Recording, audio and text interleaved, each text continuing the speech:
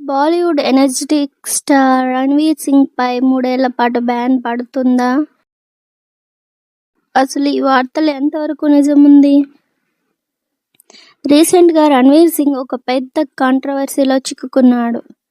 ఒక పెద్ద south cinema project లేదా మేనేజర్ ప్రొడక్షన్ హౌస్ తో వచ్చిన క్రియేటివ్ డిఫరెన్సెస్ వల్ల ఆయనపై ఈ రకమైన రూమర్స్ వస్తున్నాయి. కొందరు ప్రొడ్యూసర్స్ రణ్వీర్ ప్రవర్తన లేదా డేట్స్ ఇష్యూస్ వల్ల సీరియస్ గా ఉన్నారనే టాక్ నడుస్తుంది. అయితే నిజంగా రణ్వీర్ సింగ్ ను బ్యాన్ చేశారంటే దీనిపై ఇప్పటివరకు ఎలాంటి అధికారిక ప్రకటన రాలేదు.